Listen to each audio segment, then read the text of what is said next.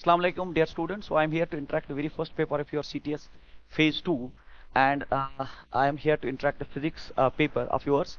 In this, we have chapters, that is units and dimensions, basic mathematics, and kinematics. Our question number first is: a river of 4 miles wide is flowing at the rate of 2 miles per hour. The minimum time taken by a boat to cross the river with a speed 4 miles per hour in still water is approximately.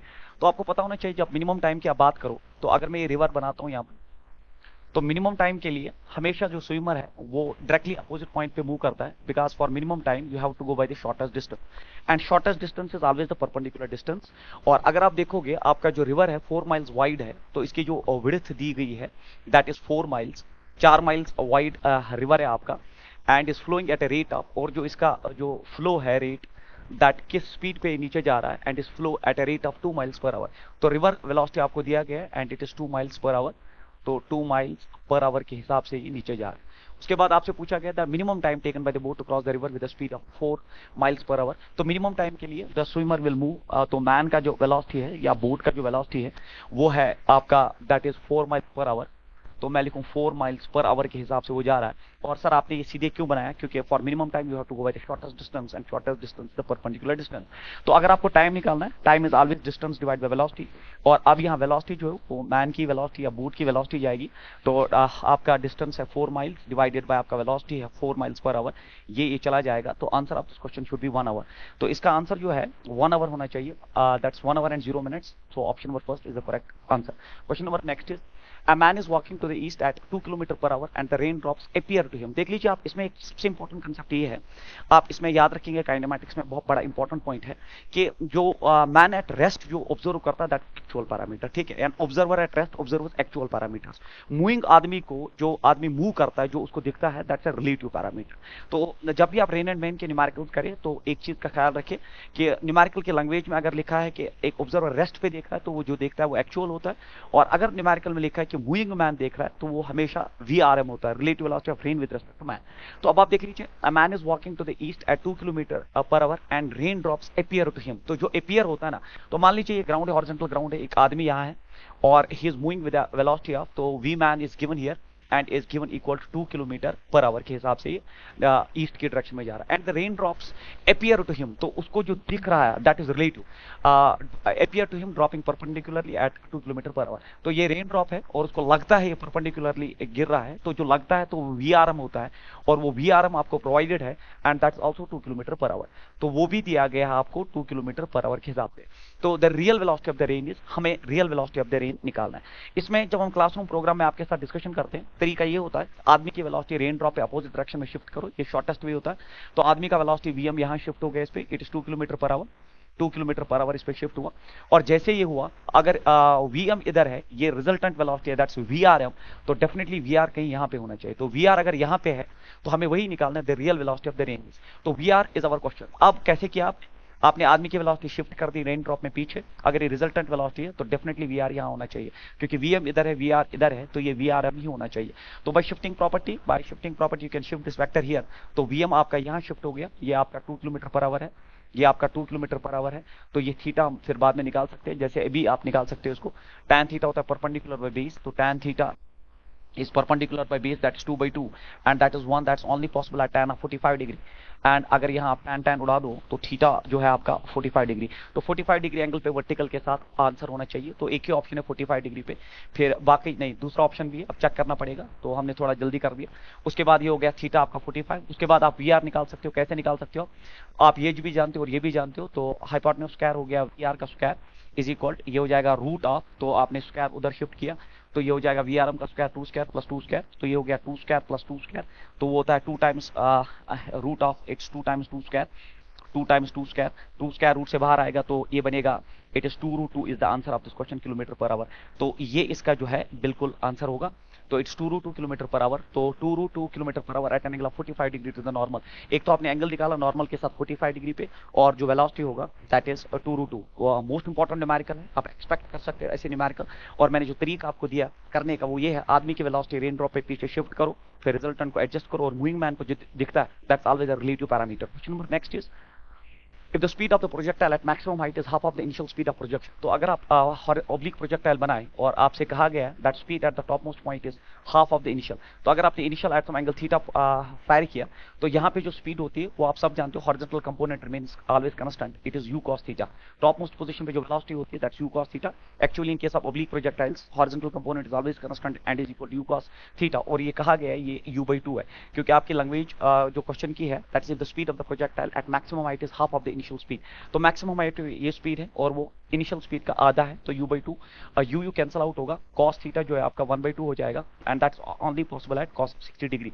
तो आपने पहली फुर्सत में theta निकाला कि angle of firing आपका 60 degree था, आपको निकालना क्या है, तो हॉरिजॉन्टल रेंज विल बी, तो आप जानते हो रेंज होता है बराबर u² sin 2 theta by g, u² sin 2 theta by g, और r हो गया बराबर u² sin 2 थीटा हो गया twice of sin theta cos theta, twice of sin theta cos theta divide by जी।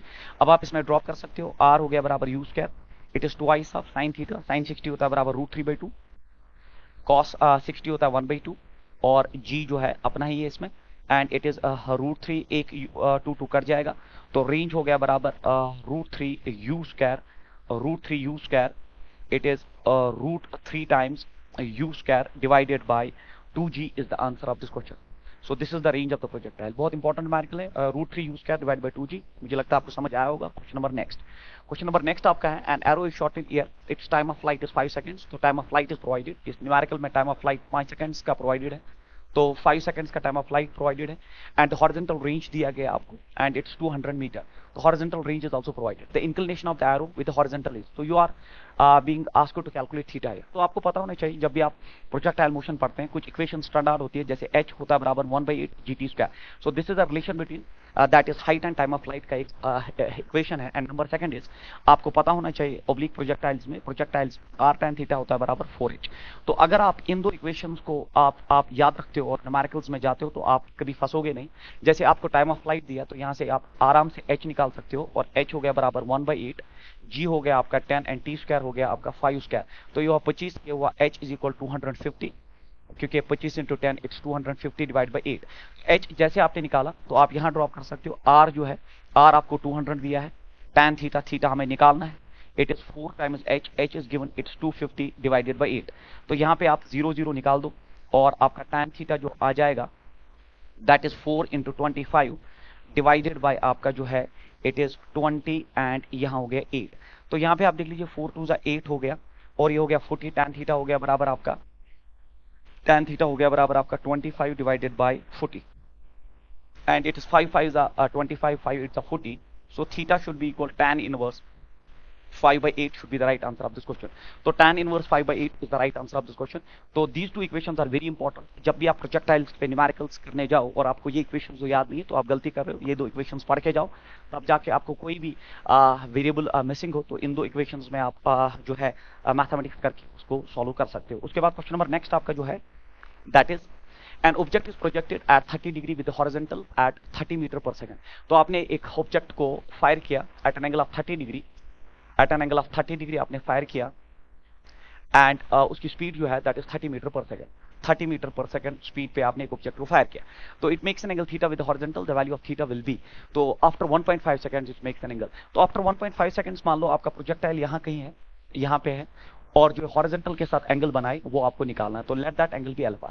तरीका ये है, अगर ये v है तो ये v cos थीटा है, v cos alpha v sin alpha, but आप जानते हो that horizontal velocity never change, it is always u cos theta, and vertical भी जो आपका होता है that is u sin theta, u sin theta initially जो होता है माइनस gt, ये आपने पढ़ा होगा। तो इसको मैं शिफ्टिंग में इधर लाऊंगा तो ये बनेगा आपका u sin theta minus gt, क्योंकि आप जानते हो यहाँ जो वेलोसिटी थी that is u cos theta, horizontal never change, but initially यहाँ पे जो वेलोसिटी है that is u sin theta, उसी में आप माइनस gt करते हैं, क्योंकि ये आपने क्लास में अब पढ़ा होगा।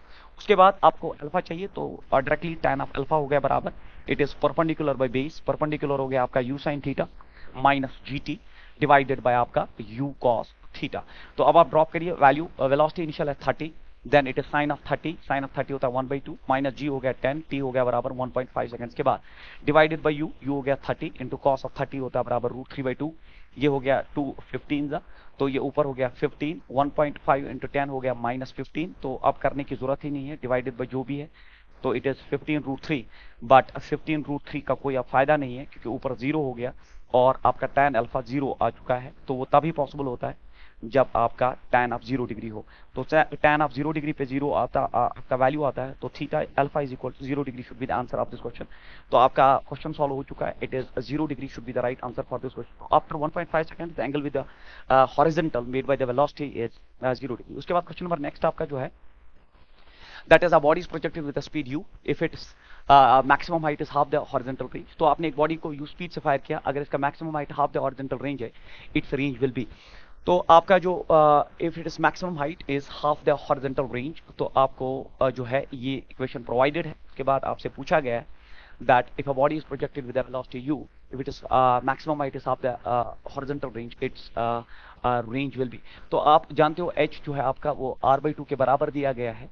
तो फर्दर कैलकुलेशंस में with a speed u its maximum height is half the horizontal range, इसका मैक्सिमम हाइट जो है रेंज का आधा है।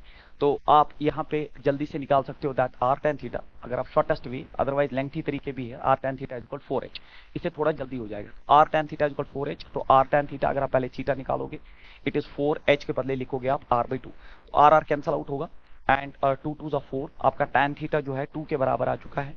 और ये थोड़ा जो ऐसा वैल्यू आपको कोई याद नहीं होता, इमीडिएटली एक ट्रायंगल बनाओ, राइट एंगल ट्रायंगल, और ये थीटा है, tan ऑफ थीटा होता है परपेंडिकुलर बाय बेस 1/2, और हाइपोटेन्यूज आपका जो आएगा ये हो गया 4 + 1 इट इज 5 √5।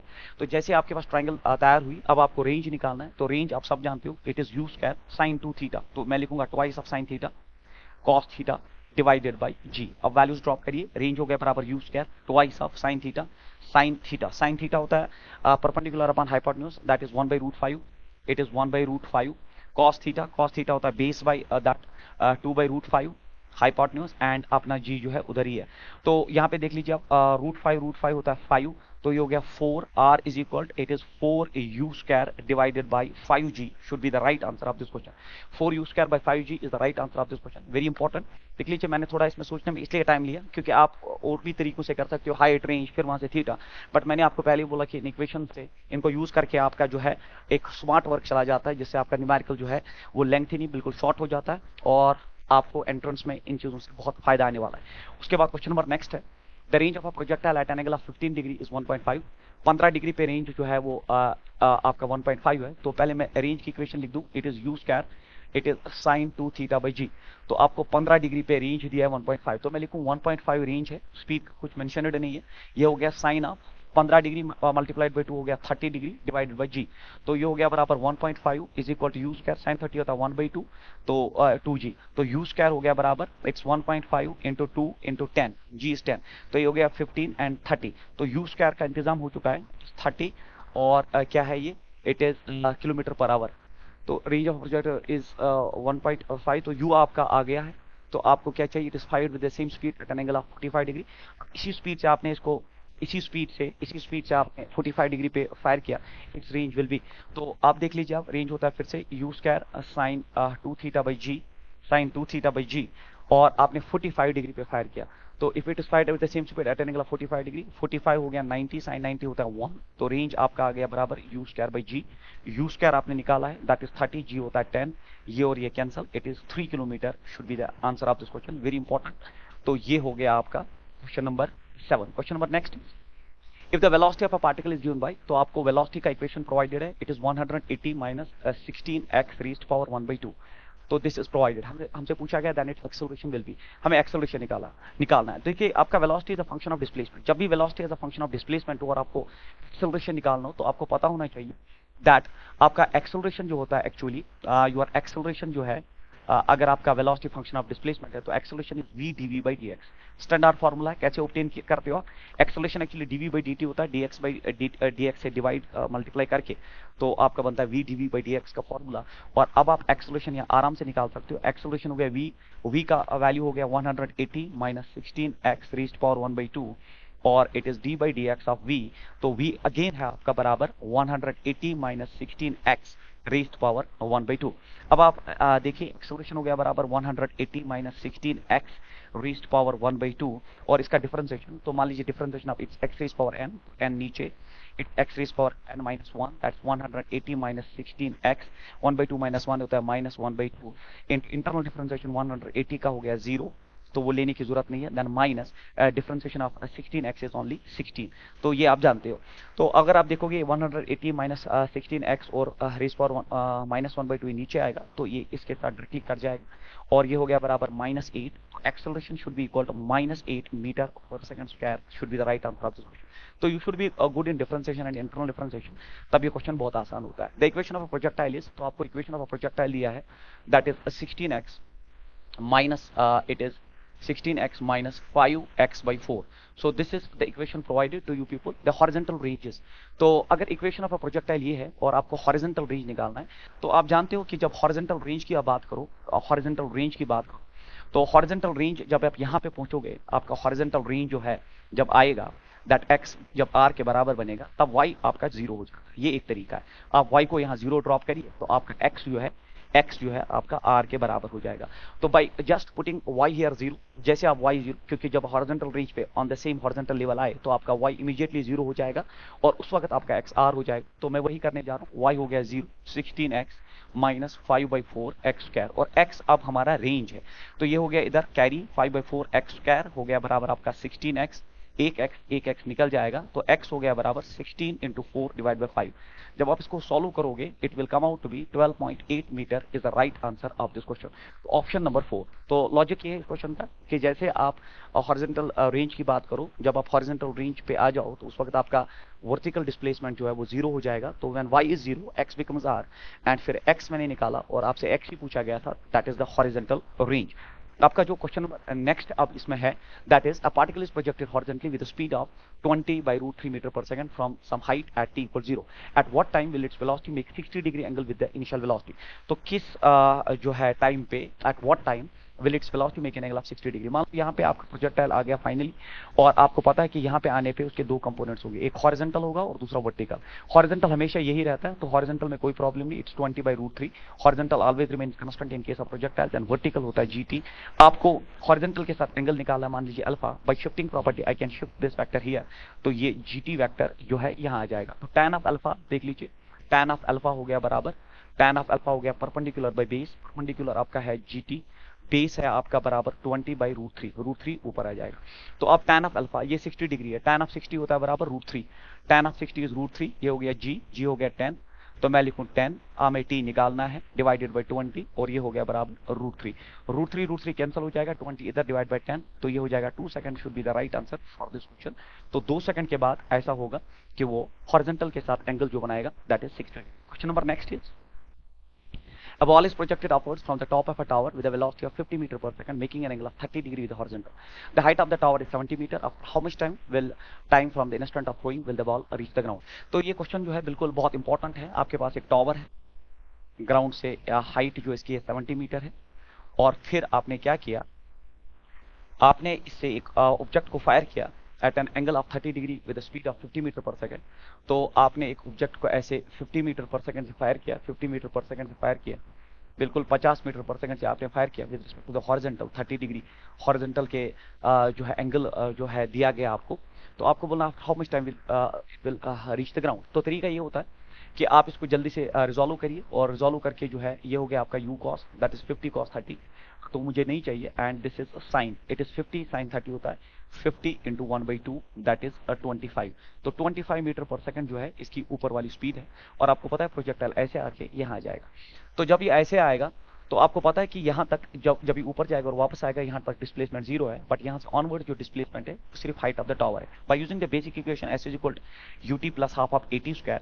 तो अब कन्वेंशन ये है कि जहाँ से आप मोशन स्टार्ट करो वहीं से कन्वेंशन चलते हैं, ऊपर की तरफ हमेशा पॉजिटिव होता है और नीचे की तरफ नेगेटिव। यहाँ हम आपको क्लासरूम में पढ़ाते हैं, जहाँ से मोशन स्टार्ट होती है वहीं से कन्वेंशन चालू होती है, ऊपर की तरफ पॉजिटिव नीचे की तरफ नेगेटिव, ये कन्वेंशन है।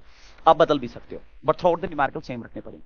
अब आपका ये है कि डिस्प्लेसमेंट जो है सर यहाँ से यहाँ तक जो डिस्प्लेसमेंट है वो तो 0 है, वहां से गिरा और गिरा by the height of 70, s हो गया बराबर -70, सब नीचे आ रहा है, दैट्स वाई नीचे की तरफ आपके कन्वेंशन से -70 इज इक्वल वेलोसिटी जो है, वेलोसिटी वो जो ऊपर की तरफ इसको ले, और ऊपर की तरफ वेलोसिटी जो है that is it is only 50, क्योंकि ऊपर और फिर नीचे, तो उसका 25, क्योंकि आप देख लो u sin 30 वो आपका 50 इंटू 1/2 25 t आपको निकालना है एंड देन ये ऊपर की तरफ था, दैट्स वाई पॉजिटिव, फिर माइनस और माइनस क्यों, क्योंकि acceleration due to gravity is always downwards, minus 1/2 g हो गया आपका 10 multiplied by t square, t ही हमें निकालना है। तो यहाँ देख लीजिए 2 5 10 हो गया, एंड ये हो गया 5 1 5, 5 5 25, एंड फिर आप देख लीजिए ये हो गया 5 1 5, 2 कैरी हुए और ये बना 5 4। तो अब आप इसको अरेंज करिए, तो टी स्क्वायर इधर आएगा तो पॉजिटिव बनेगा टी स्क्वायर, फिर ये इधर आएगा तो बनेगा -5t और ये -14 है ही इज इक्वल टू 0। अब आप स्प्लिटिंग द मिडिल टर्म के हिसाब से देख लीजिए, आपका जो है आपका प्रोडक्ट और ये जो है 7 और 7 2 बिल्कुल ये हो जाएगा टी स्क्वायर। अगर मैं लिखूं 7 -7t + 2t, आगे आपका -5t and 7 2 14 -14 is equal 0। Splitting the middle term के बाद अब आप t कॉमन निकालिए, ये बना t -7 एंड देन उसके बाद जो है ये +2 बाहर आएगा और ये बनेगा t again t -7 is equal to 0। तो यहाँ पे या तो t -7 0 होगा या तो t + 2 0 होगा। तो t इज इक्वल टू -2, वक्त कितना भी बुरा हो नेगेटिव नहीं होता, and t is equal 7 second should be the right answer of this question. तो वक्त कभी नेगेटिव होता नहीं है, इसलिए आंसर जो है 7 second is the right answer of this question. तो बिल्कुल एक सिंपल इक्वेशन से स्प्लिटिंग द मिडिल टर्म से ऐसे क्वेश्चन को सॉल्व किया जाए।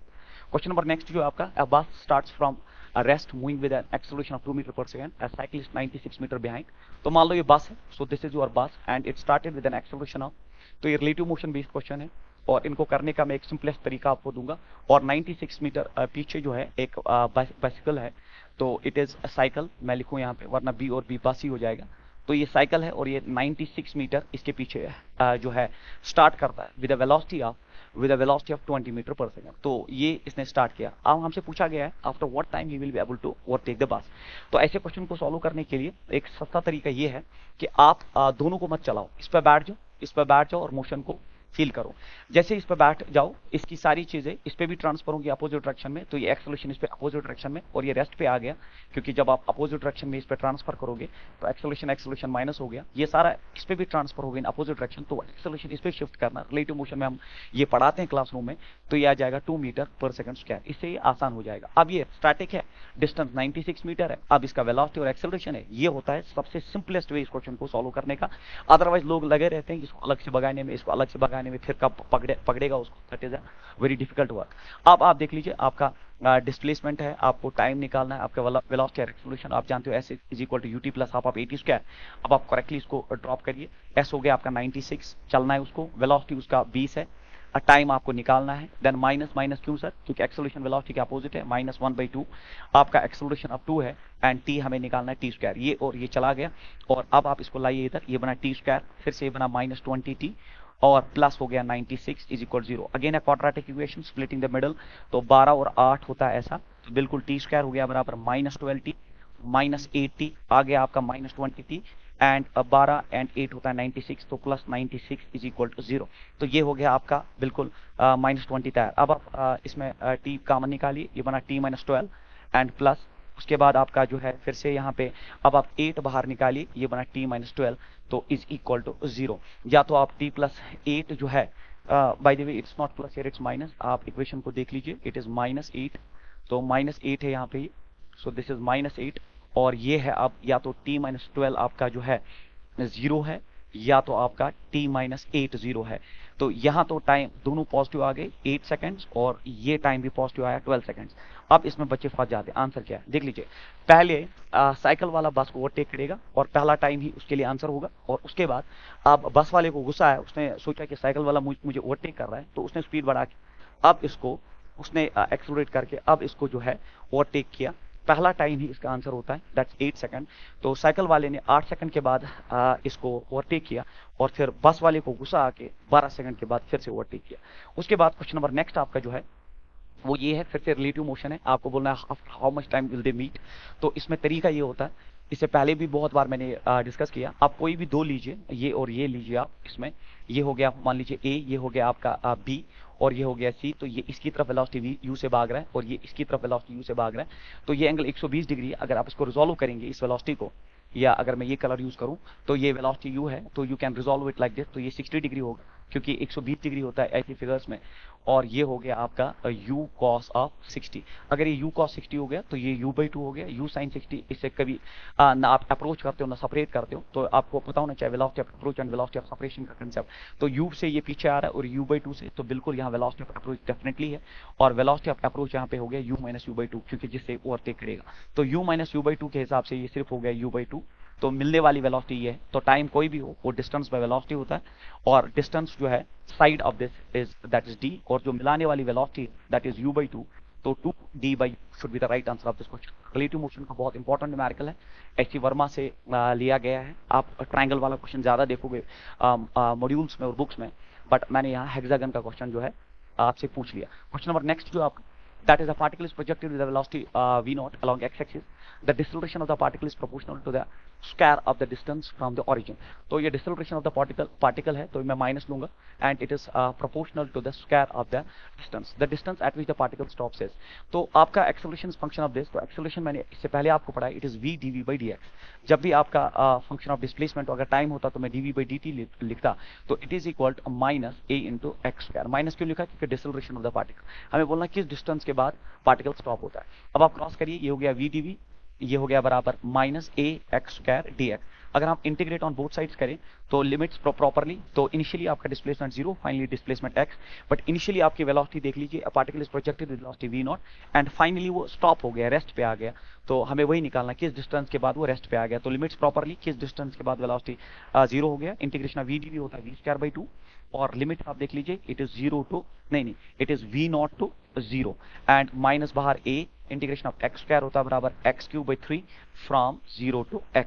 अब आप देख लीजिए पहले अपर लिमिट ये हो गया 0, फिर लोअर लिमिट हो गया माइनस टाइम्स, तो ये हो गया minus v0 square divided by 2 is equal to minus a, ये हो गया x क्यूब डिवाइडेड बाई 3, क्योंकि 0 उड़ जाएगा, माइनस माइनस चला गया, आपको ये मल्टीप्लाई करना पड़ेगा 3v0 square divided by 2a and it is x, और x ही निकालना है, तो इस पे पावर जो आ जाएगा that is 1/3. So the answer should be 3v0 square divided by 2a raised to power 1/3, 3v0 square by 2a raised to power 1/2. Option number 4 is the right answer of this question. उसके बाद a stone is thrown with an initial speed of 4.9 meter per second from a bridge in vertically upward direction. It falls down in water after 2 seconds. The height of the bridge is. तो आप मान लीजिए ये एक bridge है और आपने एक स्टोन को वर्टिकली अपवर्ड फायर किया और कुछ वक्त के बाद वो नीचे जो है पानी में गिर गया।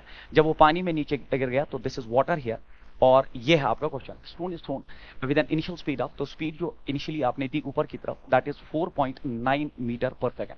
फिर उसके बाद vertically upwards it falls down in water after T को 2 सेकंड्स। 2 सेकंड्स के बाद वो वाटर में गिर गया और हमसे पूछा गया हाइट ऑफ द ब्रिज। फिर से वही कहानी कि जब आप यहाँ पे आपने स्टोन को ऊपर फायर किया और जब वो यहाँ आया तो यहाँ तक आपका डिस्प्लेसमेंट 0 है, क्योंकि हॉरिजॉन्टल लाइन पे जहाँ पे आपने फायर किया और वहीं पे स्टोन वापस आ गया, तो यहाँ की वेलोसिटी जो है वो बिल्कुल सेम रहेगी, that is 4.9 metre per second, और डिस्प्लेसमेंट यहाँ तक 0। उसके बाद जो वो गिरेगा वो सिर्फ गिरेगा हाइट ऑफ द टावर। तो उसके बाद उसको जो गिरना है that's height of the tower. तो I can use the equation s is equal to ut plus half of at square. तो अब देख लीजिए s हो गया बराबर माइनस h, तो इज इक्वल वेलोसिटी डाउनवर्ड्स है तो माइनस 4.9 कन्वेंशन के हिसाब से टाइम हमें निकालना है, एंड इट्स माइनस क्योंकि acceleration due to gravity is always downwards 1/2। जब भी वेलोसिटी ऐसा 4.9 हो उसका मतलब वो कहना चाहता है आपको आप g लेंगे, g आप जो लेंगे that's 9.8 multiplied by t square. तो ये हो गया 2 4 जा 8 एंड 2 9 जा 18 4.9। और फिर आप देख लीजिए हमें हाइट चाहिए 2 सेकंड के बाद, तो मैं minus minus through cancel out कर दूं, तो h हो गया आपका बराबर h हो गया 4.9 into t is 2 seconds, then minus again it is 4.9 into t square मतलब 2 का स्क्वायर। तो ये हो गया बराबर h इज इक्वल 2 9 जा 18, एक कैरी हुआ 2 4 जा 8, तो ये हो गया 9.8 माइनस ये हो गया आपका 4 9 जा 36, 3 कैरी 4 4 जा 16, इट्स 19.6। 19.6 में से 9.8 माइनस करिए तो minus 9.8 is the answer. Minus only shows that you are moving downwards, तो आपका डायरेक्शन जो है ब्रिज जो है वो नीचे की तरफ है, तो 9.8 should be the right answer of this question. Again a very important numerical और बेसिक इक्वेशन ऑफ मोशन से ऐसे क्वेश्चन को सॉल्व कर सकते हैं। क्वेश्चन नंबर नेक्स्ट आपका जो है that's a man throws a ball vertically upward and it rises through 20 metre and returns to his hands. तो एक आदमी ने वर्टिकली ऊपर की तरफ फायर किया एंड राइजेस 20 मीटर और ये 20 मीटर ऊपर चला गया, तो हाइट जो है वो दी गई है आपको, दैट इज 20 मीटर के बाद ये ऊपर चला गया and then returns to his hands, फिर ये बॉल जो है वापस गिर गई उसके हाथों में। उसके बाद हमसे पूछा गया what was the initial velocity of the firing, तो आपको पता होना चाहिए जब आप वर्टिकली ऊपर फायर करते हैं तो maximum height is u square by 2g, तो हाइट आप 20 and it is equal to u square divide by 2g, g हो गया 10, तो 20 होता है 400, तो u रूट लेके आ गया 20 मीटर पर सेकंड, तो वेलोसिटी ऑफ फायरिंग जो है वो 20 मीटर पर सेकंड है। और हमसे पूछा गया for how much time it will remain in air, तो टाइम ऑफ फ्लाइट ऐसी सूरत में 2u/g है, आपने पढ़ा होगा, it is 2g, it is 20 and g हो गया 10, 0 0 कैंसिल, 4 सेकंड्स तक एयर में रहेगा और वेलोसिटी आप जो है 20 मीटर पर सेकंड, तो 20 metre per second and 4 seconds the right answer of this question. Question number next is the dimensional formula of this, देख लीजिए ये जो आपका फार्मूला है that is half of epsilon not E square, it is nothing but it is the energy density stored in a capacitor, तो this is energy density, तो ये जो है एनर्जी डेंसिटी आपको स्टेज ऑफ प्रोविशन पे बिल्कुल जबान याद होना चाहिए, it is the formula for energy density stored in a capacitor, actually capacitor stores energy in the form of electric field and electric field का एनर्जी डेंसिटी होता है half of epsilon E square, तो यहाँ इन variables के बदले अगर आप energy density को गौर से देखोगे तो ये हो गया एनर्जी बाई वॉल्यूम का डायमेंशनल फार्मूला होना चाहिए, एनर्जी होता है बराबर m1 L2, दुनिया को याद है T-2 एंड वॉल्यूम हो गया L3, L ऊपर जाएगा तो बनेगा m1 L-1 क्योंकि 3 में से 2 and t-2, so L-1 t-2 is the right answer, option number third जो है बिल्कुल यहाँ चमक रहा है and this is the right answer। Question number next जो है आपका, a body falling from a high minaret travels 40 metre, बहुत इंपॉर्टेंट है, in last 2 seconds of its fall to ground, तो बॉल एक हाई टावर से गिर रही है और जब एक हाई टावर से वो गिर रही है, a ball falling from a high minaret travels 40 meters in the last 2 seconds, तो 40 मीटर वो कवर करता है लास्ट 2 सेकंड्स में, हमें हमसे पूछा गया है to the ground height of minaret in metre से, तो ऐसे क्वेश्चन को लोग जो ना इक्वेशंस ऑफ मोशन से सॉल्व करते हैं और टाइम कंज्यूम होता है, इतना टाइम नहीं होता हमारे पास, तो आपको पता है जब भी एक बॉडी रेस्ट से स्टार्ट करता है और मूव करता है with uniform acceleration, that acceleration due to gravity, then ये जो डिस्टेंस ट्रैवल करेगा in equal intervals of time, तो वो होता है एज पर, अगर ये 1 सेकंड है पहले 1 सेकंड में, फिर और एक 1 सेकंड में, तो यहां तक आया, फिर और एक 1 सेकंड में जो रेशो ऑफ डिस्टेंसेस होता है, और एक 1 सेकंड में, फिर और एक 1 सेकंड में जो रेशो ऑफ डिस्टेंसेस होता है, दैट गैलीलियोस रेशो, फिर और एक 1 सेकंड में, तो और एक 1 सेकंड में आपको रेशो ऑफ डिस्टेंसेस पता होना चाहिए, it is 1:3:5:7 and so on. अब सर पहले सेकंड में, पहले 1 सेकंड में कितना गिरेगा, पहले 1 सेकंड में आप देखोगे s equal ut plus half of 80 square, u is 0, it is half of a is g, g is 10 and t square हो गया 1 स्क्वायर, तो ये बना 2.5 और it is 5, s is equal 5 metre, तो अगर ये पहले सेकंड में 5 मीटर गिरा है तो मैं अब लिख दूं कि पहले सेकंड में यहाँ 5 मीटर गिर रहा है, तो दूसरे 1 सेकंड में ये 3 टाइम्स गिरेगा, तो ये गिरेगा 15 मीटर, तो उसके बाद और एक सेकंड में ये 5 टाइम्स गिरेगा, तो 5 5 25 मीटर, उसके और एक सेकंड के बाद ये 7 टाइम्स, 7 5 35 मीटर, और फिर चलता रहेगा।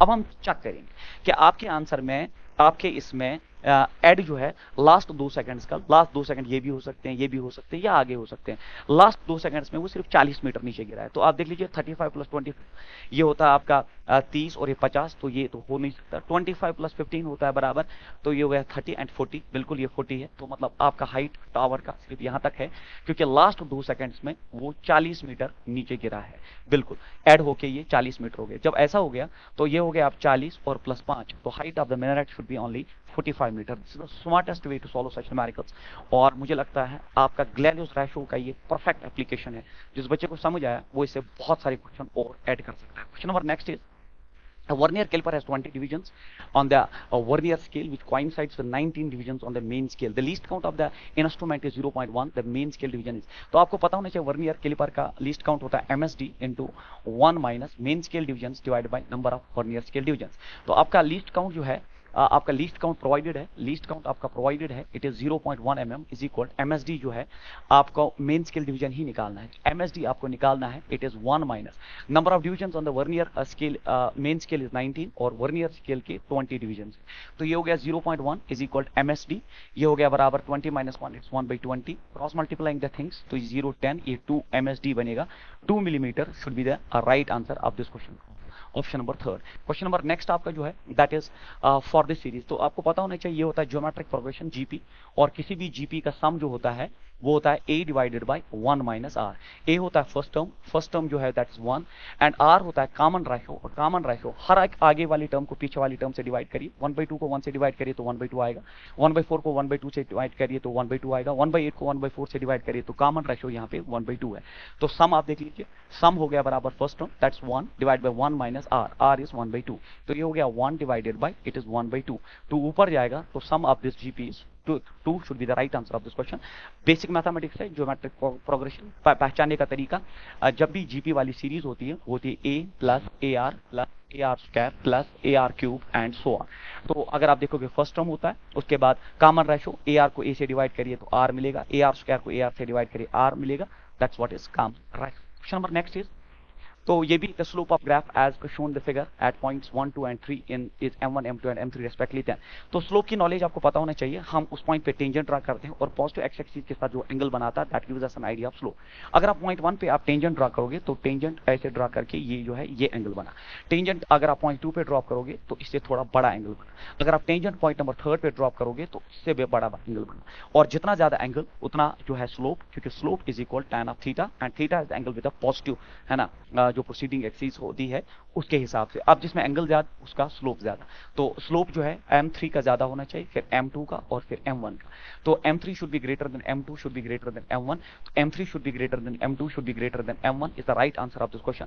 So this is simple, slope is tan theta. आप प्रोसीडिंग एक्स एक्सिस के साथ जो एंगल आपको मिलेगा वो आपको आइडिया ऑफ स्लोप देगा, जितना ज्यादा उतना उसका स्लोप भी ज्यादा। उसके बाद if the relation between x and time are denoted by, तो ये आपका टाइम और डिस्प्लेसमेंट का इक्वेशन है, it is a x square then plus beta x. हमसे पूछा गया है alpha and beta are constants then dissolution of the particle is. इसको भी जो लोग करते हैं लंबा तरीका करते हैं, बट इसका एक शॉर्टेस्ट वे ये है कि जब भी आपका न्यूमेरिकल में टाइम हो फंक्शन ऑफ डिस्प्लेसमेंट, ये वेरी इंपॉर्टेंट न्यूमेरिकल पहले आईआईटी में पूछा गया, बट अगर आप ये तरीका यूज करते हो तो आपको बिल्कुल हैवी नहीं लगेगा।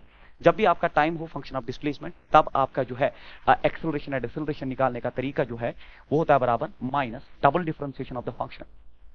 ये एक शॉर्टकट है, multiplied by it is we Q. तो अब आप इसका डबल डिफरेंशिएशन करिए। डबल डिफरेंशिएशन, पहला डिफरेंशिएशन हो गया बराबर 2ax प्लस बीटा, और एक डिफरेंशिएशन करिए तो ये सिर्फ बनेगा 2a। अब आप ड्रॉप करिए, एक्सेलरेशन हो गया बराबर minus it is 2a v cube and negative shows deceleration, so 2a v cube should be the right answer of this question. 2a v cube is the right answer of this question. Question number next is the numbers this 3.845 and 3.835 on rounding up to three significant figures। तो ये rounding off का question है और आपको rules clear होने चाहिए कि जब भी आपका जो लास्ट नंबर है दैट इज 5 के बाद अगर जो नंबर है अगर वो नॉन जीरो है तो आप डायरेक्टली ऐड करिए, बट अगर वो जीरो है तो 5 के बाद इन दोनों में जीरो है क्योंकि आगे कोई नंबर ही नहीं है। तो तरीका ये है, इवन को आप जो है इवन में जो है ऑड में एक ऐड करिए और इवन को सेम रखिए। जैसे ये आपका इवन है तो इवन में जो है आपका 3.845 और दूसरे केस में ये 3.835। तो ऑड में एक ऐड करिए, ऑड अगर ये नंबर है तो 5 से पहला वाला नंबर अगर ऑड है तो add 1, this is the rule, add 1। तो जब ऐड आप 1 करोगे तो ये बनेगा 3.84, दिस इज द रूल। 5 जब भी प्रोसीड करे बाय 0 तो पीछे वाले नंबर को देखो, अगर ऑड है तो 1 करिए ऐड, और अगर ये 0 से आप आगे ये 5 के आगे 0 है, कोई नंबर नहीं है, तो पीछे अगर इवन है तो ये बिल्कुल इवन है, तो कीप सेम, तो कीप सेम आंसर जो है वो बिल्कुल सेम रहता है। ये राउंडिंग ऑफ के रूल्स है, तो 3.84 should be the right answer of this question. Option number 4 is the right answer. Question number next आपका जो है the particle moves along the straight line y is equal 3x plus 5। तो आपका एक particle एक straight line 3x plus 5 पे move कर रहा है, then which coordinate changes at a faster rate। तो अगर आप इसको डिफरेंशिएट करें तो ये बनेगा dy by dt is equal, ये बनेगा 3 times it is dx by dt and differentiation of a constant is always 0। तो अगर आप यहाँ देखेंगे वे टाइम जो y जो है y coordinate is changing at a faster rate because it's 3 times that of dx by dt। So option number which coordinate changes faster, that's y coordinate changes at a faster rate। Question number next जो आपका a rocket is fired and ascends with a constant vertical acceleration of 10 meter per second square for 1 minute। देखिए इस question को भी करने का जो तरीका होता है ना, इस क्वेश्चन को करने का तरीका कोई इक्वेशन नहीं होती है, इसको आप सीधे VT ग्राफ से उड़ा दीजिए। और VT ग्राफ आप जानते हो, जब भी वेलोसिटी टाइम ग्राफ की आप बात करो तो वेलोसिटी टाइम ग्राफ का स्लोप आपको एक्सेलरेशन देता है। अगर वेलोसिटी टाइम ग्राफ का स्लोप आपको एक्सेलरेशन देता है तो उस हिसाब से rocket is fired and ascends with constant acceleration of 10 metre per second square, तो ये हो गया constant acceleration of 10 metre per second square. Slope की नॉलेज आपको होनी चाहिए फॉर 1 मिनट। ये ऐसा 1 मिनट के लिए होता है, 1 मिनट मतलब 60 सेकंड के लिए ऐसा हुआ। उसके बाद क्या पूछा गया, इट्स फ्यूल इज एग्जॉस्टेड, फिर इसका फ्यूल खत्म हुआ। जब फ्यूल खत्म हुआ तो लोग बोलते हैं रॉकेट वापस आ गया, नहीं, जब फ्यूल खत्म हुआ तो ये डिसलरेट करेगा। अब ये डिसलरेट करेगा, और जब डिसलरेट करेगा विद द सेम एक्सेलरेशन, क्योंकि डिसलरेट करेगा with acceleration due to gravity, और acceleration due to gravity again होता है आपका g, it is g is equal 10 metre per second square and it continues as a free particle. तो decelerate करके finally जो है स्टॉप होगा। तो ये जो है यहाँ पे इसका वेलोसिटी 0 होगा, और यही believe me it is the maximum height, it is the maximum height of the rocket. जहां वेलोसिटी 0 वहीं पे मैक्सिमम हाइट ग्राउंड से। तो उसके हमसे क्या पूछा गया, द मैक्सिमम अल्टीट्यूड, तो हमसे मैक्सिमम अल्टीट्यूड ही पूछा गया। तो मैक्सिमम अल्टीट्यूड अगर आपको निकालना है, it is directly the area of the triangle, क्योंकि एरिया ऑफ द ट्रायंगल ही आपको मैक्सिमम अल्टीट्यूड दे सकता है यहाँ पे। और अब इसमें प्रॉब्लम ये है कि सर ये बेस पता नहीं है, तो बेस पता करने के लिए आप देख लीजिए, आप you know that acceleration is equal to velocity by time, acceleration is velocity by time, this is your acceleration and this is time जो है आपका 60, और अब आप यहाँ से डायरेक्टली ये वेलोसिटी निकाल सकते हो, क्योंकि दिस इज द वेलोसिटी है। तो वेलोसिटी हो गया बराबर डायरेक्टली वेलोसिटी हो गया एक्सेलरेशन इनटू टाइम, तो 60 ये 600। तो अगर ये 600 है तो अल्टीट्यूड हमारे पास आ गया 600, और 600 वेलोसिटी मीटर पर सेकंड में मैं लिख दूंगा, और फिर से acceleration is equal to velocity by time, और अब आप टाइम चाहिए तो टाइम होता है बराबर वेलोसिटी बाय एक्सेलरेशन। वेलोसिटी आपका 600 है और एक्सेलरेशन आप देख लीजिए, एक्सेलरेशन आपका 10 है, तो ये फिर से 60 सेकंड्स पे रिड्यूस हो गया। तो मतलब ये जो है ये भी 60 सेकंड्स है। तो अब आपका हाइट जो है that's area, that's half of base, base हो गया 60 plus 60 it's 120 multiplied by altitude, altitude हो गया 600। तो यहाँ पे उड़ा दीजिए इसको, ये हो गया 300, ये 300 हो गया आपका, और फिर ये हो गया 12 या 36,000 मीटर ग्राउंड से ऊपर होना चाहिए, ऐसा कोई ऑप्शन नहीं है। तो मतलब ये 36,000 kilometre is the right answer of this question, option number second. तो जो मैंने तरीका आपको दिखाया, अगर आप इस क्वेश्चन को इस तरीके से करते हैं आपका टाइम बच जाएगा, अदरवाइज लोग इक्वेशंस ऑफ मोशन से इसको सॉल्व करते हैं, but that's a lengthy way to solve such numericals और एंट्रेंस मीन स्पीड।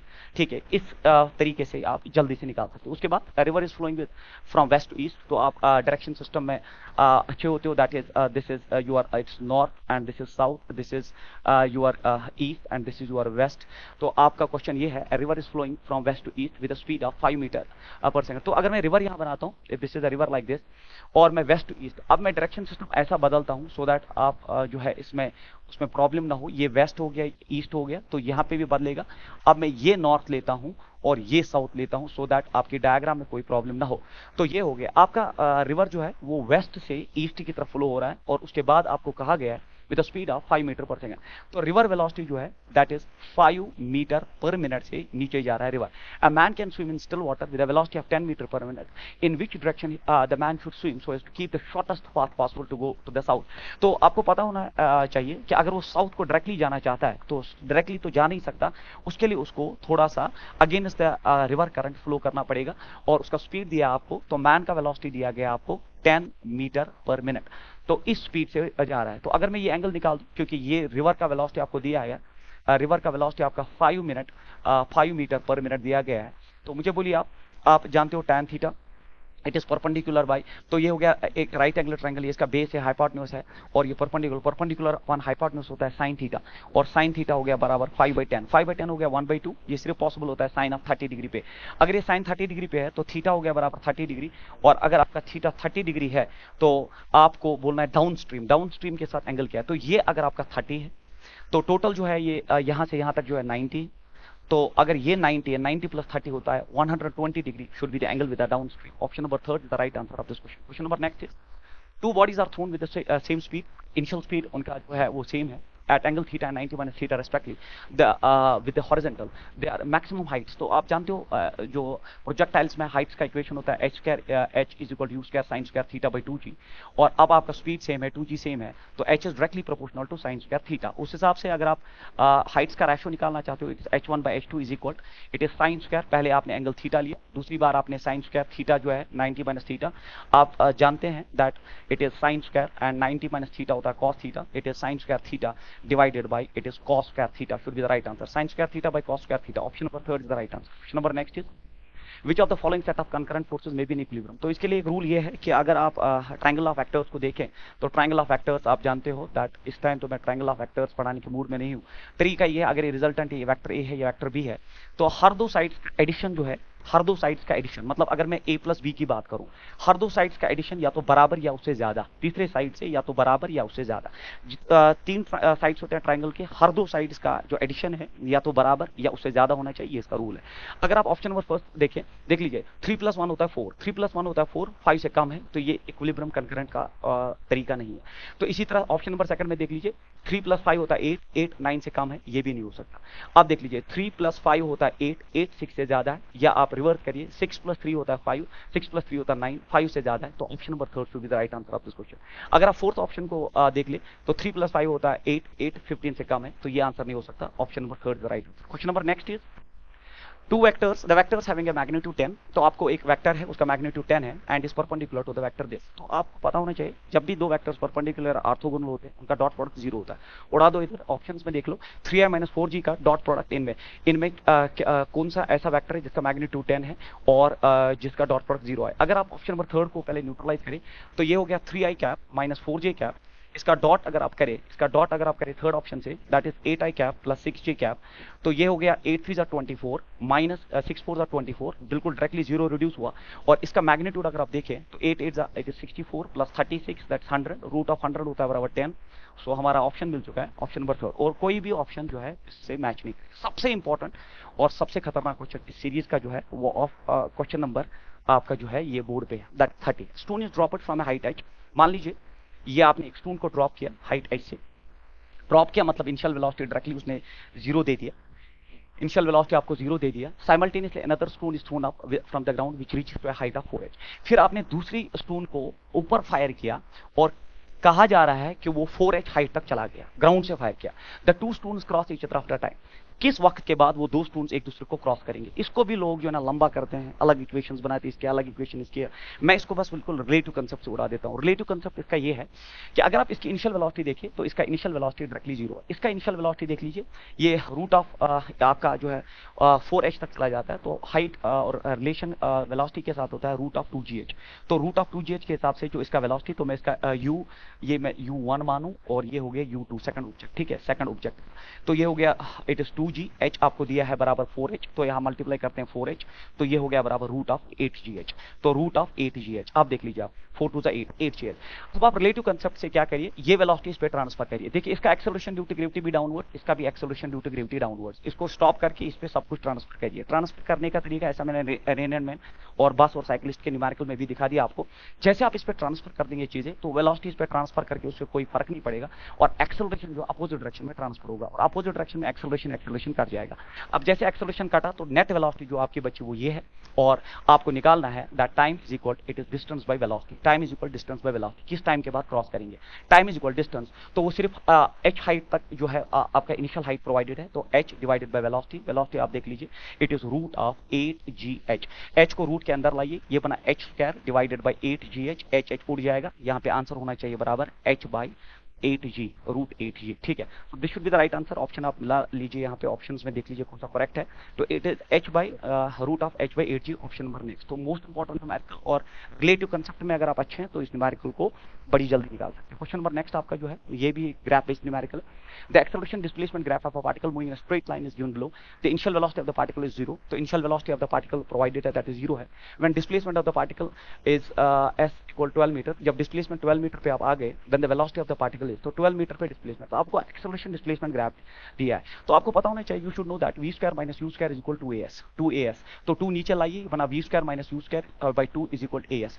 as जो है दैट्स एक्सेलरेशन डिस्प्लेसमेंट ग्राफ का एरिया, इसका एरिया ही आपका जो है होगा बराबर v² - u² बाई 2, तो इसका एरिया, तो अब हम एरिया तो आराम से निकाल सकते हैं, ये आपने पढ़ा होता है क्लासरूम में, तो इसका v², इनिशियल वेलोसिटी तो 0² डिवाइड बाई 2, एरिया जो है पहले ट्राइंगल का ए हो गया half of base into altitude, अगर आप देखेंगे बेस हो गया 2, अल्टीट्यूड भी हो गया 2, तो मैं लिखता हूँ 2 × 2, फिर आपका एक रेक्टेंगल है यहाँ पे, लेंथ हो गया इसका 6 और हाइट इसका जो है दैट्स 2, उसके बाद प्लस प्लस आपका एक यहाँ पे अगर आप इसको जो है आप इसको ट्राइंगल में बांट दे अलग, पहले एक रेक्टेंगल है, इसका जो है that is length is 2 and height is also 2, it is 2 into 2, plus हो गया ट्राइंगल ऊपर छोटा सा triangle, it is half of base into altitude, आपका बेस जो है 2, अल्टीट्यूड अगेन जो है वो आपका 2 है, तो प्लस आपका एक बड़ा ट्राइंगल है that's half of base, base इसका 2 है और अल्टीट्यूड इसका 4 है। अब आप उड़ा दीजिए, 2 कैंसिल आउट हो जाएगा, 2 कैंसिल आउट होगा, 2 कैंसिल आउट होगा, v square divide by 2 is equal, ये हो गया बराबर 2 प्लस ये हो गया 8 प्लस 4 प्लस 2 प्लस 4, अब आप ऐड करिए इधर, तो 4 प्लस 4 हो गया 8, 8 8 16 20, तो वी स्क्वायर इज इक्वल पहले 8 8 हो गया 16, 16 प्लस 4 होता है 20, 20 इंटू 2 होता है 400 और v हो गया बराबर 20 मीटर पर सेकंड। ठीक है, तो this is not the answer, फिर से एक बार देख लीजिए कहीं गड़बड़ हो गई है। इनिशियल वेलोसिटी 0 दिया गया है, डिस्प्लेसमेंट 12 मीटर पे हमें निकालना है, तो एस का एरिया हमें देगा v square minus u square divide by 2, initial velocity 0 v square by 2, तो पहले आप ट्राइंगल देख लीजिए, half of base, base is 2 and altitude 2, फिर आपका रेक्टेंगल आता है, ये हो गया 6 यूनिट डिफरेंस यहाँ और मल्टीप्लाइड बाई 2 प्लस आपका पहले रेक्टेंगल है ये हो गया 2 और ब्रेडथ भी 2 प्लस ट्राइंगल हो गया half of base, base is 2 and altitude again 2 plus आपका जो है बड़ा triangle it's half of base, base is 2 and altitude जो आपका 4। तो अब आप ऐड करिए, कहीं मैंने गड़बड़ कर दी है, शायद हाँ यहाँ मैंने थोड़ा मैथमेटिक्स में गलत कर दिया, तो देख लीजिए आप, ये यहाँ 2 है और प्लस ये हो गया यहाँ पे 6 प्लस 2 8, rectangle length into breadth, yes, तो it is actually length into breadth, मैंने यहाँ गलती कर दी थी, थैंक यू।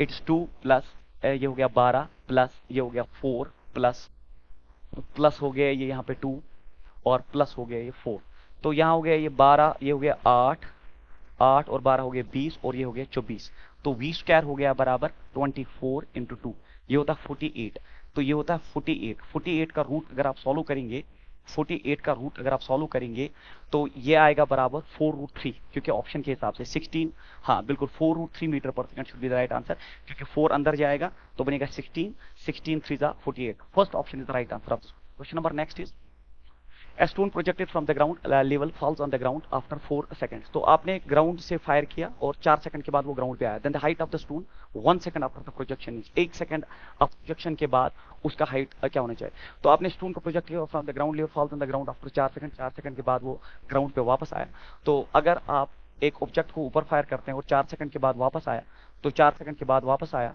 तो कैसे फायर किया आपने फ्रॉम द ग्राउंड, तो टाइम ऑफ फ्लाइट होता है बराबर 2u/g, तो t आपका जो है 4 सेकंड से इट्स 2u, u आप निकाल सकते हो, g हो गया 10, तो ये हो गया 2 5 10 5 4 20, ये आ गया 20 आपका, और फिर आपको 1 सेकंड के बाद हाइट बोलना है, तो हमें निकालना है हाइट, तो s is equal it is ut, s is equal ut plus half of 80 square, ut plus half of 80 square, तो s आपको निकालना है, u आपको ऊपर की तरफ है इट्स 20, टाइम 1 सेकंड के बाद पूछ रहा है कि कहाँ है, इट्स -1/2, g हो गया 10 और मल्टीप्लाइड बाय 1 स्क्वायर, तो ये हो गया 2 5 10, 20 माइनस 5 इज 15, तो 15 मीटर का जो है आपका हाइट होना चाहिए 1 मिनट के बाद। उसके बाद क्वेश्चन नंबर नेक्स्ट आपका है, ये बड़ा इंपॉर्टेंट न्यूमेरिकल है, particle is projected from ground level under gravity, its range versus angle of projection, so ये range versus angle of projection दिया गया आपको, and is its range versus angle of projection graph is drawn keeping fixed projection feet, then the time of flight of the particle corresponding to maximum angle of projection, maximum angle of projection तो आप जानते हो that is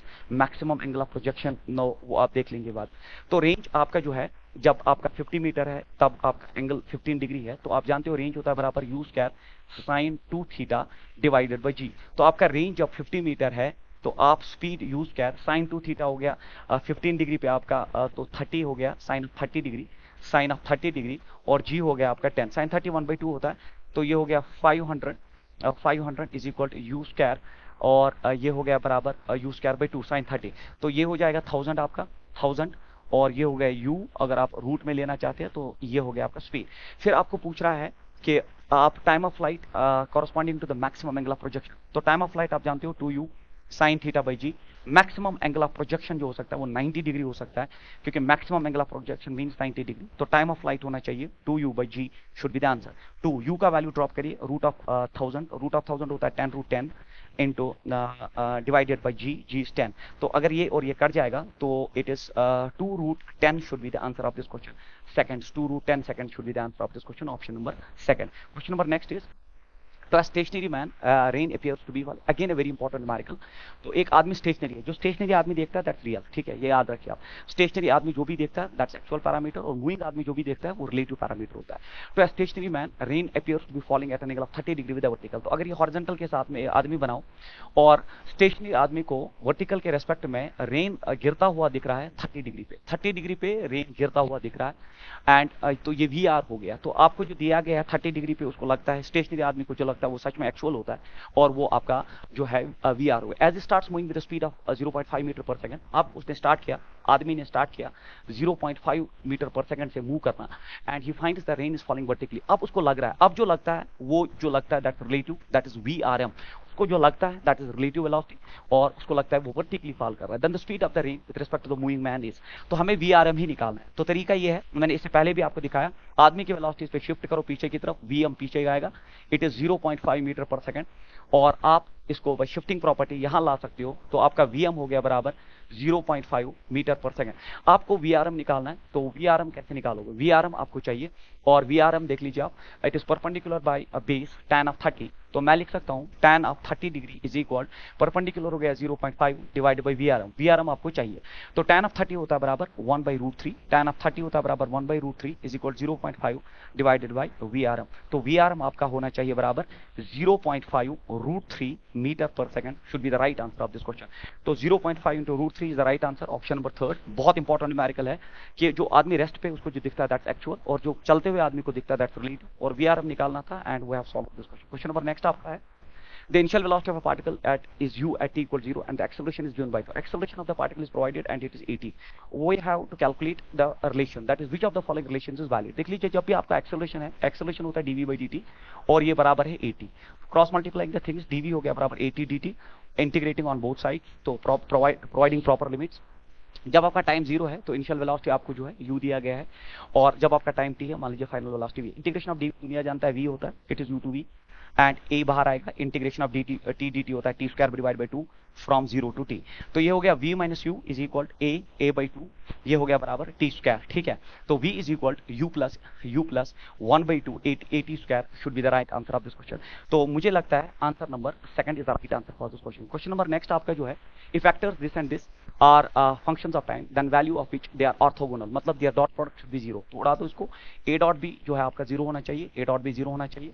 तो इसका ये मतलब है, जब आप इसको डॉट करेंगे तो cos का cos के साथ, i का i के साथ होगा, डॉट 1 होता है बराबर, तो ये हो गया cos ओमेगा t, ये हो गया cos omega t, and then ये हो गया बराबर cos omega t divided by 2, and then आपका जो है फिर बीच में है प्लस, ये हो गया sin omega t into sine omega T divide by 2, और डॉट प्रोडक्ट 0 होता है जब भी दो वेक्टर्स परपेंडिकुलर होते हैं।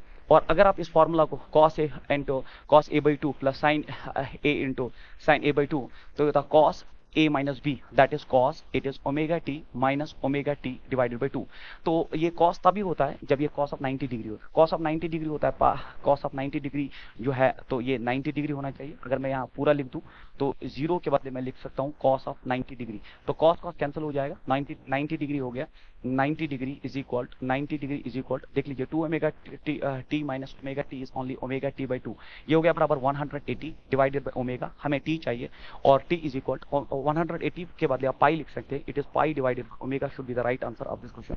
तो आपका pi by omega fourth option जो है इसका करेक्ट आंसर। उसके बाद question number next is the acceleration time graph of a particle moving in a straight line is shown the figure, the velocity of the particle at t equal 0 seconds is 2 metre per second, initial velocity दिया गया है, the velocity after t equal 2 seconds will be, 2 second के बाद हमें velocity 2 second पे ही हमें velocity निकालनी। आपको पता होना चाहिए जब भी एक्सेलरेशन टाइम ग्राफ हो तो उसका एरिया आपको देता है चेंज इन स्पीड, तो area will give you change in speed, area आपको देता है change in speed, that is v final minus v initial. तो एरिया आप इसका निकालिए, और ट्रायंगल का एरिया होता है हाफ ऑफ बेस, बेस आप देख लीजिए इट्स 2, अल्टीट्यूड आप देख लीजिए 4, फाइनल वेलोसिटी निकालिए, इनिशियल वेलोसिटी आपको 2 प्रोवाइडेड है, तो 2 कैंसिल हुआ, 2 इधर आया, तो v final should be 6 metre per second should be the right answer of this question.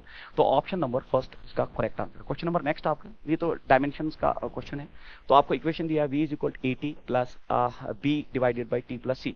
तो आपको क्या चाहिए, आपको डायमेंशन ए बी एंड सी निकालना है, तो आराम से निकाला जा सकता है। अगर आप देखेंगे जो वेलोसिटी का डायमेंशन है वो एटी का डायमेंशन है, तो एटी का डायमेंशन होना चाहिए वेलोसिटी का, it is m0 l1 t minus 1। तो टी जो है टी नीचे जाएगा और फिर ऊपर जाएगा, पहले नीचे जाएगा फिर ऊपर जाएगा t minus 2, तो आपका आंसर होना चाहिए m0 l1 t minus 2। तो ऑप्शन में देख लीजिए l1 t minus 2, ए होना चाहिए l1 t minus 2, l1 t minus 2 option number third में दिख रहा है ए, बाकी कोई नहीं, तो यही आंसर होना चाहिए। ठीक है, तो अगर आप फर्दर इसको सॉल्व करना चाहते हो तो b divided by t plus c b velocity होना चाहिए, but time is added with c।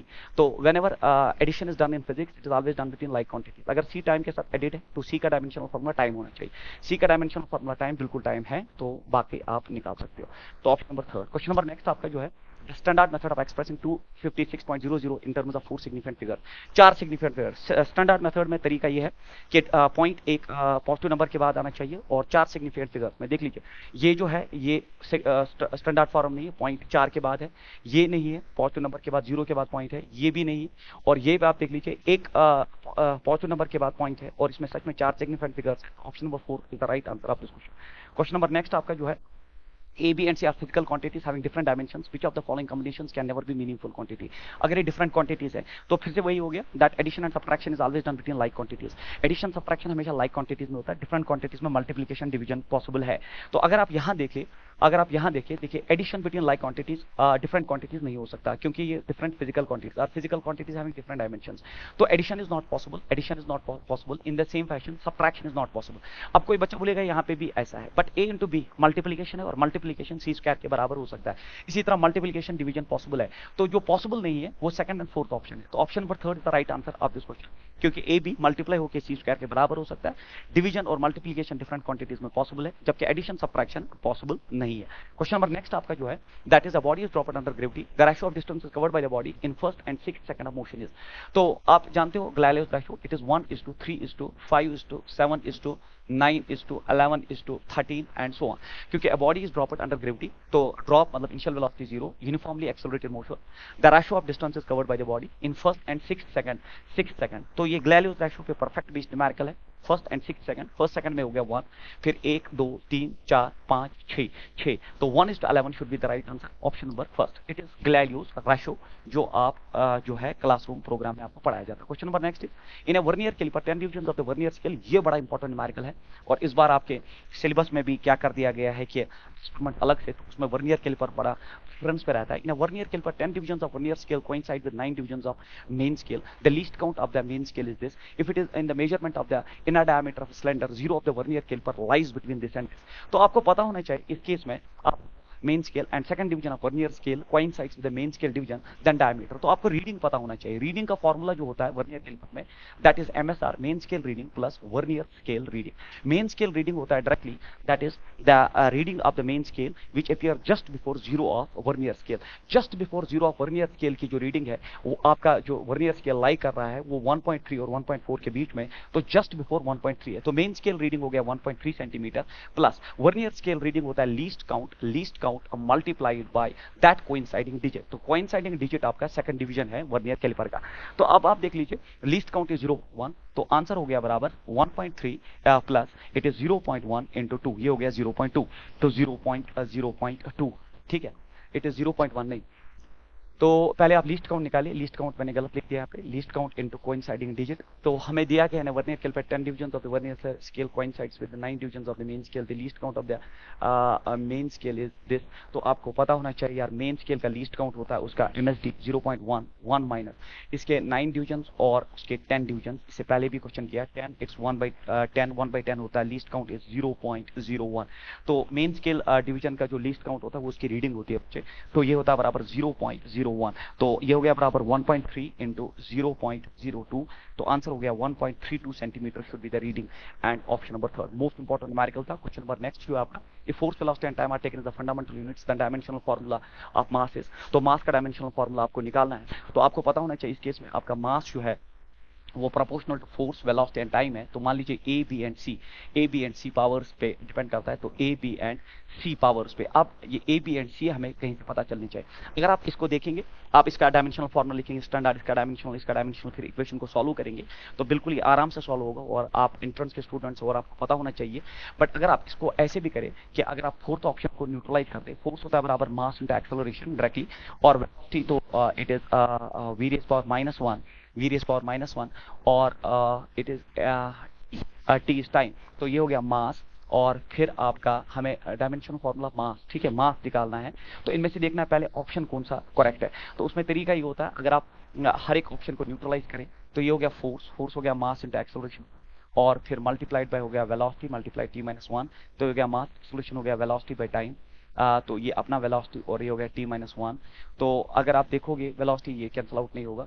इसी तरह ऑप्शन नंबर सेकंड थर्ड सब चेक करेंगे, जैसे ये हो गया मास इंटू एक्सेलरेशन हो गया वेलोसिटी बाय टाइम, इंटू हो गया वेलोसिटी रेज़ पर माइनस वन, ये हो गया टी, वेलोसिटी कैंसिल, टी ऊपर जाएगा, इसके साथ उड़ जाएगा, तो option number fourth is the right answer. ये शॉर्टेस्ट वे होता है। तो इसमें क्या होता है, आप ऑप्शन को एक एक करके न्यूट्रलाइज करिए और देखिए कौन मास पे रिड्यूस हो गया, या दूसरा तरीका है इसका डायमेंशनल फॉर्मूला इसका पावर्स निकाल के एबीसी जो है आपके आंसर देंगे। बट इस क्वेश्चन का आंसर जो है ऑप्शन नंबर।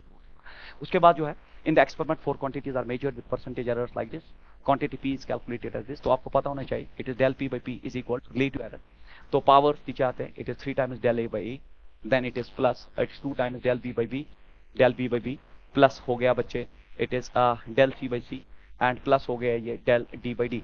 अब आप देख लीजिए ये हो गया 3 टाइम्स। अगर आप परसेंटेज के लिए आप करोगे 100 से मल्टीप्लाई ऑन बोथ साइड्स, तो परसेंटेज में कन्वर्ट हो जाएगा, परसेंटेज में मल्टीप्लाई करने से कन्वर्ट हो जाएगा।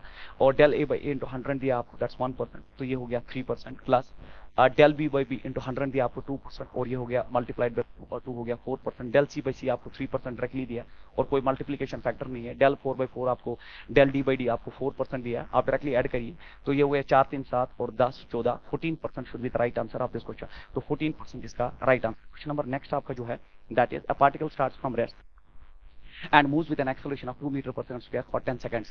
After that it travels for 30 meter 30 second. तो इसका VT डायग्राम बनाते हैं ऐसे क्वेश्चन को, जैसे रॉकेट का बेस न्यूमेरिकल, और ये भी मैंने आपको दिखाया। तो स्टार्ट कैसे किया, particle start from rest and moves with an acceleration of 2 metre per second square. तो 2 मीटर पर सेकंड स्क्वायर से उसने जो है मूव किया फॉर 10 सेकंड, 10 सेकंड तक ऐसा जो है उसने किया, 10 सेकंड तक ऐसा किया। उसके बाद उसने क्या किया, and after that it travels for 30 seconds with constant speed इसने फिर 30 सेकंड्स के लिए किया, तो ये 30 सेकंड्स के लिए कांस्टेंट स्पीड से चला। उसके बाद and then undergo the retardation of 4 metre and comes to rest, और फिर ये retardation 4 metre per second square से चला गया और फाइनली रेस्ट पे आ गया। द टोटल डिस्टेंस, तो टोटल डिस्टेंस हो गया area under the graph. But area under the graph के लिए आपको क्या करना पड़ेगा, आप जानते हो एक्सेलरेशन होता है वेलोसिटी बाय टाइम, एक्सेलरेशन आपका 2 है, it is velocity divide by time is 20, तो ये हो गया 20। अगर आपका वेलोसिटी 20 मीटर पर सेकंड है तो ये हो गया 20 मीटर पर सेकंड, ये भी होना चाहिए फिर 20 मीटर पर सेकंड। और अगर ये 20 मीटर पर सेकंड है, फिर से acceleration is equal to velocity by time, acceleration आपका 4 है, वेलोसिटी आपका 20 है, टी हो गया बराबर 5 सेकंड्स, तो टी आपका 5 सेकंड हो गया डेफिनेटली। अगर ये 5 सेकंड हो गया, एरिया आप कैसे निकालोगे, एरिया आपको डिस्प्लेसमेंट देगा, एरिया हो गया बराबर half of base into altitude, half of base into altitude. ये आप सीधे आप जो है ट्रेपेजियम की कंडीशन यूज करें, it is half of sum of parallel sides हो गया, ये हो गया आपका it is sum of parallel sides बच्चे। तो ये हो गया 40 45, तो ये हो गया 45 प्लस हो गया बराबर, ये आप देख लीजिए ये हो गया बराबर आपका, ये आप अलग अलग ही करिए, बेटर वही है। डिस्प्लेसमेंट इज इक्वल ट्रायंगल हो गया half of base into altitude, आप देख लीजिए अल्टीट्यूड आपका जो है दैट्स 20, प्लस आपका रेक्टेंगल हो गया इट इज 30 है ना, दिस इज 30 इनटू ये हो गया आपका 20, एंड प्लस हो गया बराबर half of base into altitude, half of base into altitude, base हो गया 5, अल्टीट्यूड जो है आपका फिर से 20। जब आप इसको सॉल्व करोगे it will come out to be 750 metre. तो ये अब आप ये कैलकुलेशन तो कम से कम कर सकते हो बेसिक क्वेश्चन में। क्वेश्चन नंबर नेक्स्ट आपका जो है, the displacement versus time graph for a body moving in a straight line is shown the figure, which of the following reasons represent the motion when no force is acting on the body. Force तब नहीं होता है अगर force नहीं है, इसका मतलब acceleration 0 है, उसका मतलब वेलोसिटी इज इक्वल कांस्टेंट। और अगर आप डिस्प्लेसमेंट टाइम ग्राफ का स्लोप देखिए, अगर आप डिस्प्लेसमेंट टाइम ग्राफ का स्लोप देखिए, तो स्लोप में आप देख लीजिए वेलोसिटी कहाँ कांस्टेंट है, देख लीजिए यहाँ डिक्रीजिंग करूँ ऐसा नहीं है, यहाँ पे जो है थोड़ा इंक्रीजिंग करूँ है ऐसा भी नहीं पॉसिबल है। अगर आप सीडी रीजन देखिए, तो ये कंस्टेंट स्लोप की तरफ लीड कर रहा है, एंड डिस्प्लेसमेंट टाइम ग्राफ का स्लोप कंस्टेंट है, so it is a constant velocity, and constant velocity पे एक्सेलरेशन 0 होगी, फोर्स 0 होगी, तो ऑप्शन जो है आपका C D should be the right answer of this question. Option number next जो है, an elevator is going up, the variation in the velocity of the elevator is as shown in the graph, what is the height to which the elevator takes to the passenger. तो velocity time graph है, velocity time graph का area आपको height देगा, तो फिर से वही height हो गया बराबर आपका ट्रायंगल हो गया बराबर हाफ ऑफ बेस, बेस हो गया आपका 2, अल्टीट्यूड हो गया बराबर 3.6, प्लस ये हो गया ये बेस हो गया यहाँ 10 - 2, ये हो गया 8 इंटू अल्टीट्यूड हो गया बराबर 3.6, एंड ट्रायंगल हो गया फिर से हाफ ऑफ बेस, बेस हो गया 12 - 10 इट्स 2, अल्टीट्यूड आपका जो है फिर से 3.6। You just solve it at your places, it comes out to be 36 metre should be the right answer of this question, velocity time graph का एरिया। उसके बाद आपका the velocity time graph of a body moving in a straight line is shown the figure, the displacement and distance का ratio निकालना है 6 second. तो आप जानते हो कि आपका अगर आप डिस्प्लेसमेंट की बात करो, अगर आप डिस्प्लेसमेंट की बात करो तो पहले ये एरिया पॉजिटिव है, ये नेगेटिव है, ये पॉजिटिव है, तो पॉजिटिव एरिया इसका जो है पॉजिटिव एरिया हो गया बराबर length into breadth 2 × 4 that is 8, और फिर माइनस हो जाएगा ये हो गया बराबर 2, और ये हो गया 2, ये हो गया 4, 2 to the 4, और फिर प्लस हो जाएगा क्योंकि पॉजिटिव एरिया डिस्प्लेसमेंट निकाल रहे हो, 2 multiplied by 4 इट इज 8, तो ये हो जाएगा बराबर 12 में से 8, डिस्प्लेसमेंट हो गया बराबर 8 8 16, 16 में से 4 हो गया 12, बट हमने शायद कहीं गलती कर, देख लीजिए आप सब, ये हो गया 2 और ये हो गया 4, 4 2 हो गया 8 8 हो गया इसका डिस्प्लेसमेंट 8, उसके बाद ये हो गया बराबर, ये हो गया आपका 2, और ये भी हो गया आपका 2, ठीक है, तो ये हो गया 4, तो ये हो गया -4। चलिए पहले सारा ऐड ही करते हैं, हम डिस्टेंस निकालते हैं पहले, ठीक है। First we will calculate the distance, उससे थोड़ा हमारा देखेंगे हम ठीक कर रहे हैं कि नहीं, तो 8 + 4 होगा। उसके बाद क्योंकि डिस्टेंस में सारा ऐड होता है, ठीक है, डिस्टेंस में सारा ऐड होगा, स्केलर क्वांटिटी है। फिर इसका लेंथ देख लीजिए, ये हो गया सिर्फ 2, और ये 2, और ये हो गया 4, तो मैंने यहाँ गलत लिख दिया था, ये हो गया 4, तो ये अगर आप देखोगे 8 4 12 4 16, तो ये 16 मीटर का डिस्प्लेसमेंट डिस्टेंस, और डिस्प्लेसमेंट में आपको सिर्फ अब ये फैक्टर माइनस करना है, तो ये हो जाएगा 8, तो ये हो गया 16 and 8 should be the right answer, and option number 2 is the right answer for this question। नहीं, पहले रेशियो देखिए गलत हो गया शायद, हमें क्या निकालना है, the displacement to distance, displacement by distance, ठीक है। डिस्प्लेसमेंट बाय डिस्टेंस में आप पहले आप देख लीजिए, अगर आप डिस्प्लेसमेंट बाय डिस्टेंस देखेंगे, तो डिस्प्लेसमेंट 8 है और डिस्टेंस 16, तो 8 and first option is the right answer, तो ये गलती हो सकती है। तो a stone thrown upwards with a speed u from the top of a tower reaches the ground with a velocity 4 u। आपने एक tower top of the tower से, तो मान लीजिए टावर है और आपने एक स्टोन को ऊपर फायर करते हुए स्पीड u, एंड ये बेस पे वापस आ गया 4u से। जब ये 4u से वापस आया तो आपको पता होना चाहिए सेम हॉरिजॉन्टल डिस्टेंस पे वापस आने पे उसकी वेलोसिटी फिर से u होगी डाउनवर्ड्स। तो हमें क्या निकालना है, the height of the tower. तो by using the basic equation v² - u² is equal to as। तो अब आप देख लीजिए v² हो गया final velocity square, that is 4u का स्क्वायर, माइनस इनिशियल वेलोसिटी हो गया यहाँ पे u square, and is equal to as। 2a is acceleration and s is the height हमें निकालना है। तो 16u² - u² हो गया 15u² divided by 2g is equal to answer of this question. तो 15u² by 2g is the right answer of this question। तो यहाँ पे वापस आने के वक्त उसका वेलोसिटी v होगा, दोनों डाउनवर्ड्स नेगेटिव है, तो वो नेगेटिव आप cancel out through, but this is the right answer. Question number next is the figure shows, बहुत इंपॉर्टेंट क्वेश्चन है, position time graph of particle, position time graph दिया गया है, हमें निकालना what is the magnitude of average velocity. तो आपको पता होना चाहिए एवरेज वेलोसिटी का जो फॉर्मूला होता है ना, वो होता है final displacement minus initial displacement divide by final time minus initial time.